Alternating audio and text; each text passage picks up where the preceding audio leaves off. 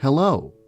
I haven't uploaded a video in a while because I've been focusing on development, but I've decided to take a quick break to answer some questions that I received from a YouTuber named Victorialand5.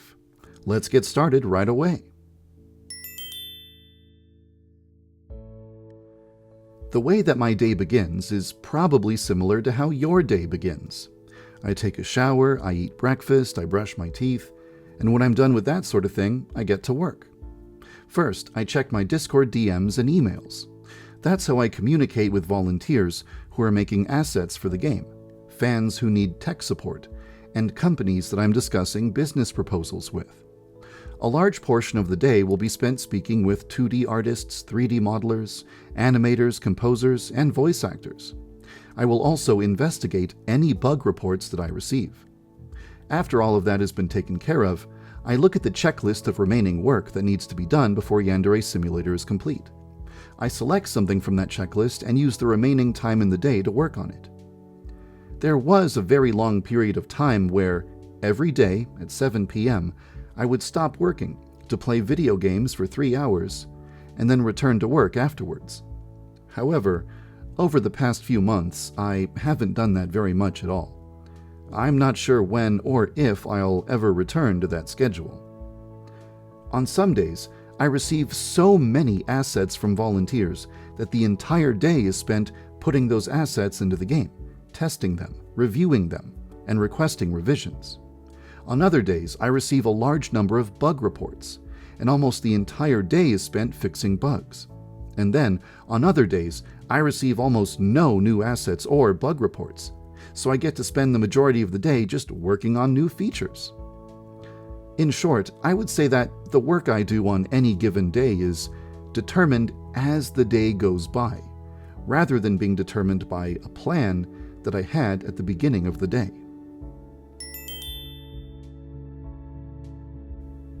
The second most popular video on my entire YouTube channel is the male rival introduction video, a video that I made as an April Fool's Day prank. It actually has more views than the female rival introduction video. Fans regularly comment on that video and express their desire for the male rivals to become real.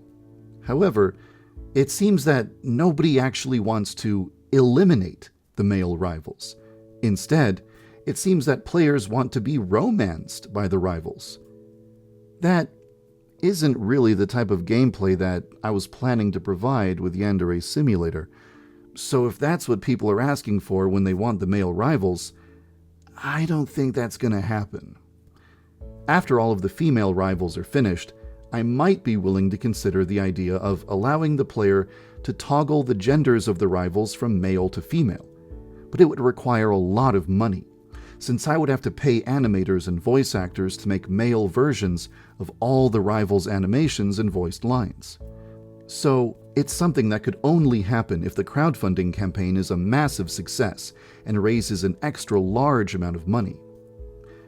If another developer is interested in the idea of developing a visual novel about the male rivals trying to romance the player, I would be willing to consider collaborating with them to make it happen. However, I don't have any plans to make that type of game myself.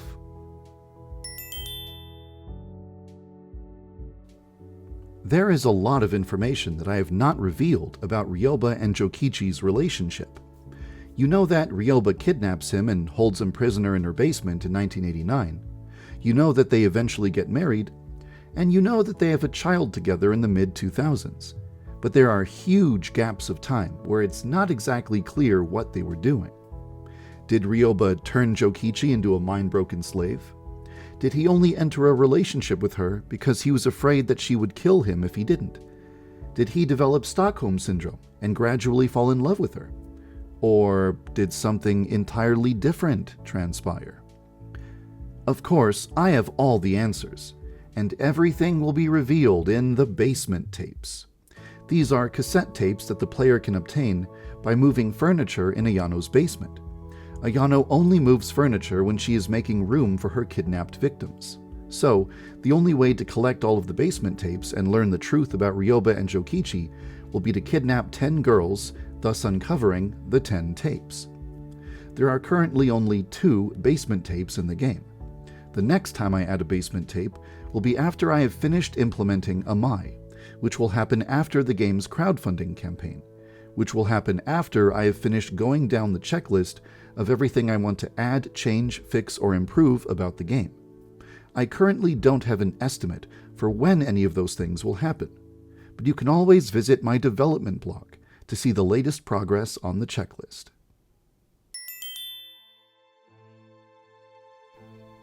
Canonically, Ryoba eliminated her 10th rival, Sonoko, by doing a massive favor for her and becoming friends with her. Afterwards, Sonoko defended Ryoba during her murder trial by testifying that Ryoba was a good person who would never commit a crime. She did this despite the fact that her mentor, the journalist, had accused Ryoba of murder. Sonoko was willing to betray her own mentor to defend Ryoba, but it's not because she was friends with Ryoba. Sonoko only did this out of fear. After everything that Ryoba did in order to earn Sonoko's trust, Sonoko realized that Ryoba was not an ordinary woman. She possessed a wide range of extraordinary skills. She was afraid of absolutely nothing, and she would do anything to achieve her goals, no matter the cost.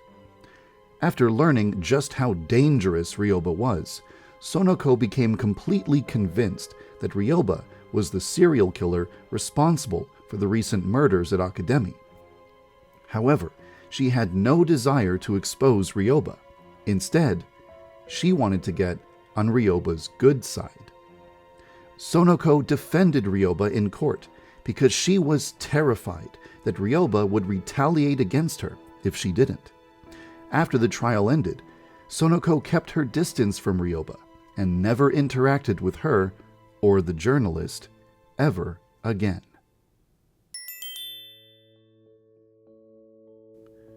Ayano is not aware of the fact that her mother kidnapped her father in 1989.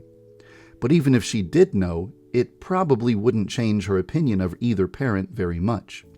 She knows that her mother possesses an extraordinary amount of knowledge about getting away with crimes.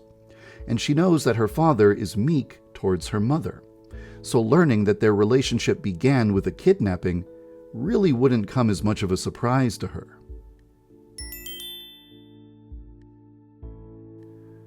My favorite male character is Saisho Saiko, the grandfather of Megami Saiko. I've written a very long and elaborate backstory for him that spans multiple decades.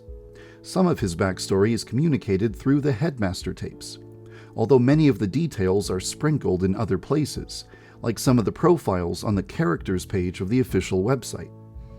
Actually, Saisho Saiko is directly responsible for... On second thought, I shouldn't say anything about it.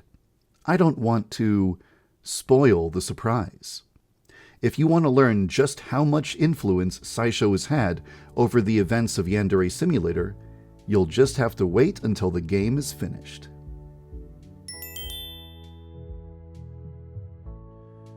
A lot of joke games and meme games have the word simulator in the title. As a result, a lot of people identify Yandere Simulator as a joke game. On January 13th, 2016, I suggested the idea of renaming Yandere Simulator to something that would be easier to take seriously. I suggested the name Lovesick, and I even asked a graphic designer to create a logo for me. A lot of time has passed since then. I still wish that I had picked a better name than Yandere Simulator, and I still think that Lovesick is a cool name. But I think that it might be a bad idea to try to rename the game at this point in time. And I think I can explain why with 2 words: brand recognition. Right now, millions of people know what Yandere Simulator is. When they want to see the latest news and updates, they do a search for Yandere Simulator. If I change the name to Lovesick, and a lot of people aren't aware that the game's name has changed, they'll keep searching for Yandere Simulator, but they won't see the latest news and updates anymore. They'll think that the game just stopped updating. What if I rename the game and then I finish it, and then I release it, but nobody notices because everyone was Googling Yandere Simulator instead of Lovesick. That would be horrible. I could potentially fix this problem by naming the game Lovesick, a Yandere Simulator, so that when people search for Yandere Simulator, they still get the game they're looking for.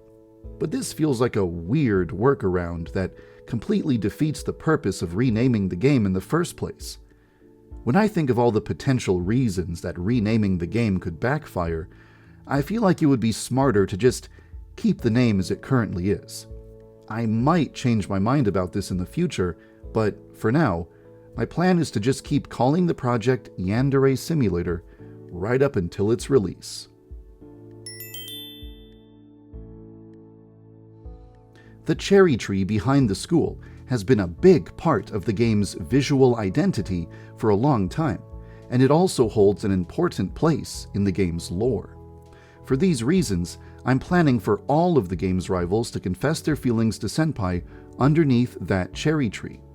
I really wouldn't be willing to consider making the rivals confess their love anywhere else. Between Ayano and Ryoba, I think that my favorite character would be Ryoba, because of the lengthy and detailed life story that I've written for her. Small bits and pieces of her story can be found in the game's cassette tapes, but the most interesting facts about Ryoba will only be divulged at the end of Yandere Simulator, if the player meets the criteria to unlock the true ending.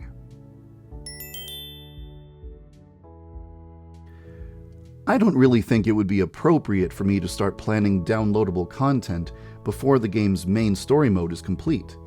I think I should focus all of my attention on completing the base game before I start planning any additional content. However, with that said, sometimes, just for fun, it can be interesting to imagine what types of DLC Yandere Simulator might get one day.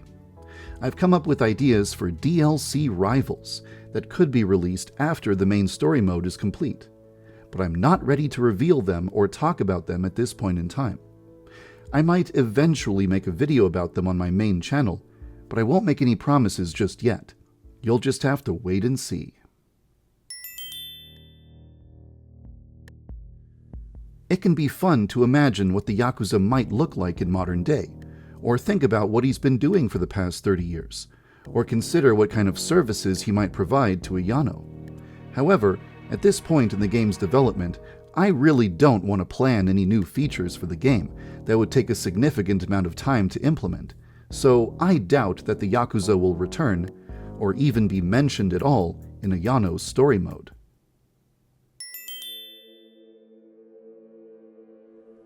One thing that we almost never see in Yandere Simulator is how the parents of the students react to their children dying or disappearing. Honestly, I don't like to think about it because it's very sad to imagine. I suppose that when a student dies or goes missing, the headmaster feels guilty about it. He asks himself if he should have implemented stricter safety measures or security measures at school. Feeling partially responsible for the dead or missing student, he might even personally apologize to the parents of the student. There is also a possibility that Psychocorp could bribe the parents to stay quiet about their dead or missing children to avoid harming the school's reputation. Aside from that, I haven't really put much thought into it, and I don't really know what else to say about the situation. In most cultures, a woman will acquire her husband's last name when she gets married. So why has the Aishi name persisted for so long? I'll explain. It can be beneficial for a man to take his wife's last name if his wife belongs to a famous or prestigious family.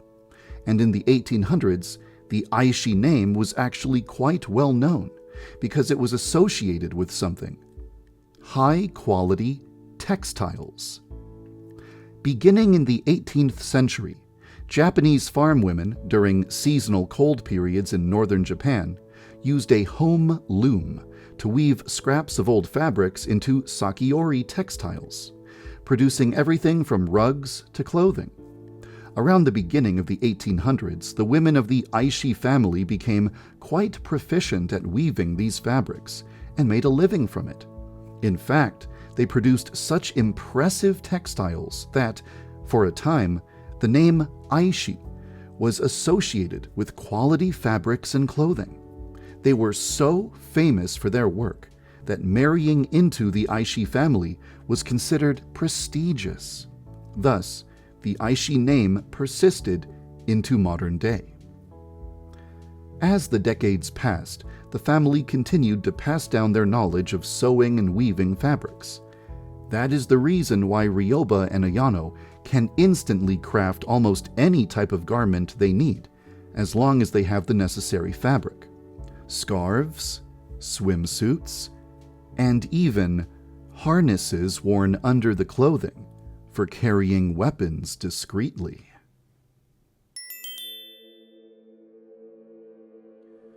Ayano is not emotionless. She does have feelings. However, she perpetually experiences a sensation of being hollow and empty.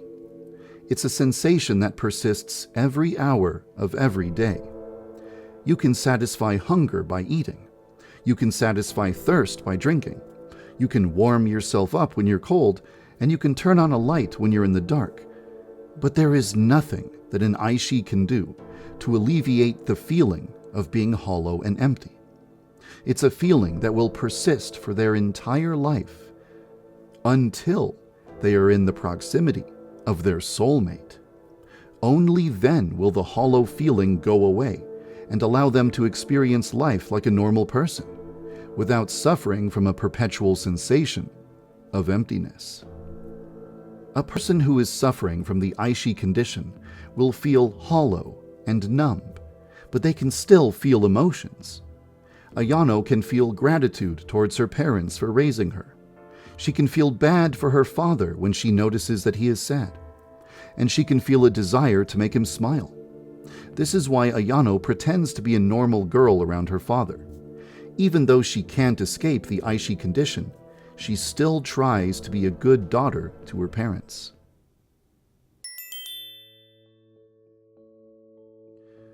I've written out a lengthy history for the Aishi family, beginning in 1797 and ending in modern day. For a long time, I've wanted to make a video covering the Aishi family's entire history. I've even prepared artwork so that I can show you what various members of the Aishi family looked like. However, I've decided to stop making videos to focus my time and attention on game development, so I'm not actually sure when that video will get made.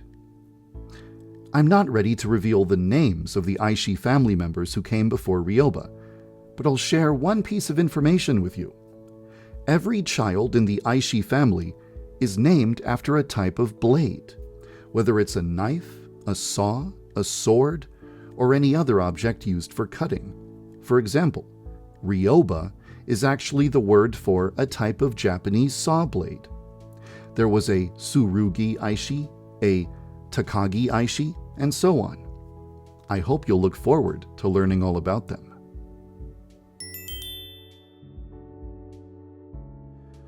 As always, I had a lot of fun answering the questions that Victorialand5 prepared for me.